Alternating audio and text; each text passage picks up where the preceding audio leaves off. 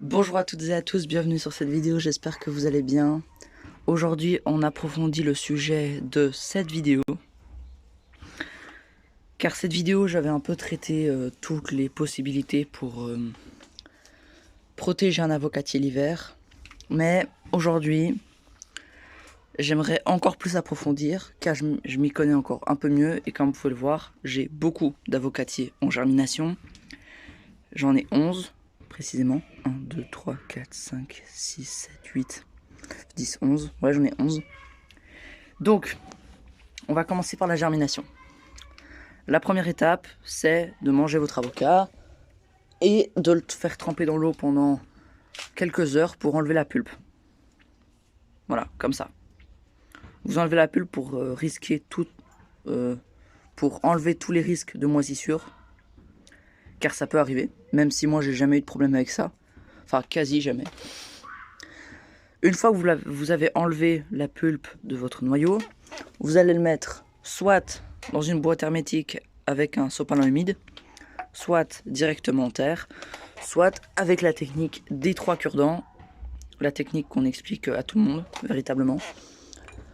J'utilise les 3, comme vous pouvez le voir. Il n'y en a pas une qui est plus efficace que l'autre. Moi, ça marche dans les 3 cas, même si je remarque quand même que en pleine terre, ça prend légèrement plus de temps parce qu'on ne voit pas la fissure se faire, car elle se fait généralement d'abord par le dessous, voire par le côté. Parce que la racine, elle pousse vers le dessous. Du coup, la fissure commence à se faire par le dessous. Là, elle s'est fait légèrement vers le côté, en premier.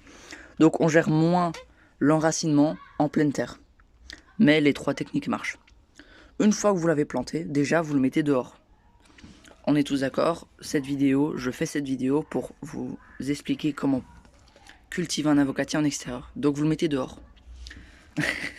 J'ai l'impression de vous obliger.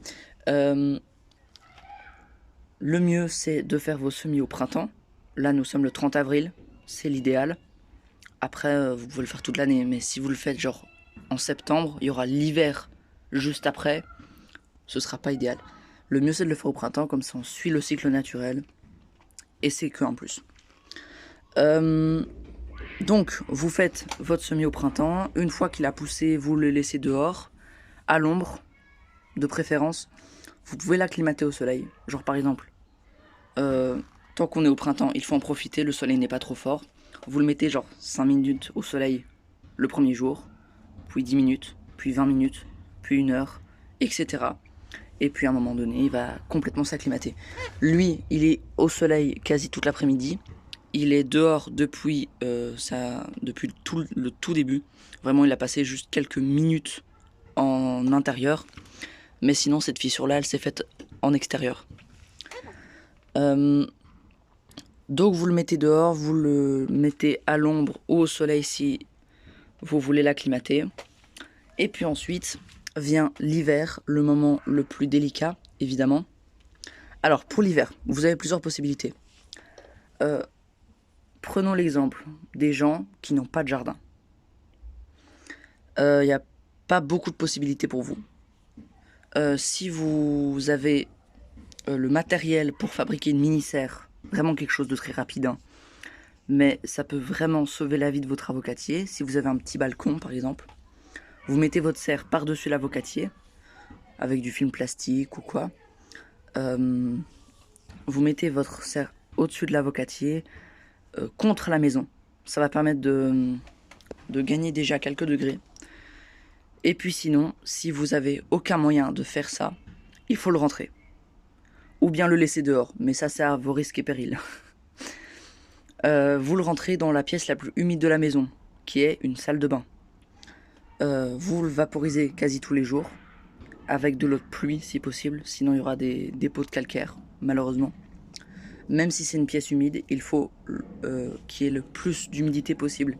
Il ne faut pas oublier que c'est un arbre tropical, donc son pays d'origine c'est le Mexique, et au Mexique il fait bien humide. La température ambiante dans les forêts tropicales, c'est au-dessus des 60%. C'est énorme.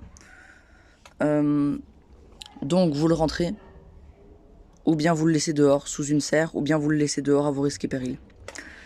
Si vous avez un petit jardin, bah ça déjà c'est déjà mieux. Vous avez plusieurs solutions. Soit vous le laissez dehors, à vos risques et périls, comme je l'ai dit 3 fois.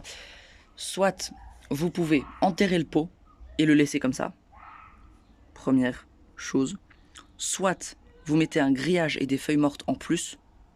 Car enterrer le pot, le sol, il emmagasine la chaleur durant l'hiver. Il emmagasine la chaleur de l'été pendant une bonne partie de l'hiver. Donc le gel, il va arriver que vers début novembre.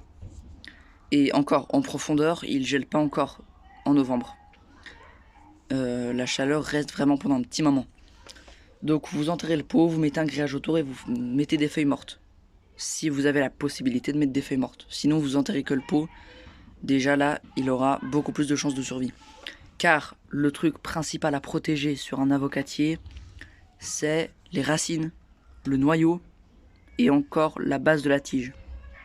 Si vous avez ces 3 parties-là vivantes après l'hiver, il aura beaucoup de chances de survie. La pire erreur à faire après un gel, c'est de tout de suite vouloir voir si les racines ont survécu et tout, de tout déterrer et tout. Car vous pouvez avoir de mauvaises surprises en le rempotant de nouveau parce que vous avez vu que les racines étaient vivantes et tout, vous êtes trop content et tout. Vous le rempotez, vous le reprotégez tranquillement. Bam! Un gel. C'est fini. Vous avez mis toutes les protections possibles. Vous l'avez dépoté, re-rempoté. C'est un stress pour l'avocatier. De 1, il va moins résister au froid parce que c'est un stress. Et de 2, les racines ont été déplacées. Il est pas fixé comme avant. C'est fini. Un gel après un rempotage, c'est fatal. Même pour un arbre d'ici, même pour un érable, vous rempotez en hiver, il se tape un gel après, il meurt. C'est fini. Ne surtout pas dépoter un avocatier après un gel pour voir s'il a survécu. C'est la pire des bêtises à faire, car vous allez encore plus le faire mourir qu'avant. Donc, si vous avez un grand jardin, comme moi, là, vous avez toutes les possibilités. Si vous avez une véranda ou une serre, voire les deux, vous pouvez les mettre dedans, chauffer. Si vous avez une véranda chauffée, c'est l'idéal. Pas plus de 15 degrés en hiver pour l'avocatier. Il faut savoir que l'hiver pour un avocatier, c'est entre 8 et 16 degrés environ. Approximativement, j'ai pas vérifié. Mais c'est à peu près ça. Donc, il faut pas monter trop haut. Au-dessus de 18, c'est trop chaud. En dessous de 8, c'est trop froid. Donc il faut vraiment pas descendre en dessous de ces températures et au-dessus. Donc ne chauffez pas trop comme des bourrins. Si vous n'avez pas de véranda ni de serre, c'est pas grave. Vous faites ma technique de grillage avec les feuilles mortes, parce que vous avez un grand jardin, et enterrez le pot. Et là, votre avocatier a beaucoup de chances de survie. Vous pouvez même mettre du carton dans les feuilles. Le carton, c'est un très bon isolant. Vous pouvez même prendre un grand carton sans couvercle et le mettre autour du pot. Puis mettre des feuilles par-dessus et entre le carton et le pot. Et là, votre avocatier, il sera parfaitement bien protégé l'hiver et il va survivre. Il a environ 95% de chances de survie là. Voilà, j'espère que cette vidéo vous a plu. J'espère qu'elle vous aura aidé à propos de l'avocatier. Je sais qu'on est au printemps, que c'est pas du tout la période de protéger les avocatiers. Mais quand même, il peut encore geler et j'ai pas trouvé le temps de faire cette vidéo l'hiver, surtout que je m'y connaissais pas encore assez bien. Donc j'espère qu'elle vous aura aidé. La prochaine vidéo sur les avocatiers sera l'avocatier en extérieur toute l'année et en bonsaï. Ça va être sympa. Ce sera ces 2 avocatiers là que je vais mettre en bonsaï. Je sais que c'est pas vraiment l'idéal parce que l'avocatier c'est un arbre à grosses feuilles. Et un arbre à grosses feuilles, c'est assez déconseillé pour faire des bonsaïs, mais j'avais vraiment envie d'essayer. Et voilà, on va tester. J'espère que vous avez apprécié cette vidéo. N'hésitez pas à liker, à vous abonner, car ce genre de vidéos me prennent énormément de temps à faire, on s'en rend pas compte. Et moi, je vous dis à très bientôt pour de nouvelles vidéos. Bisous!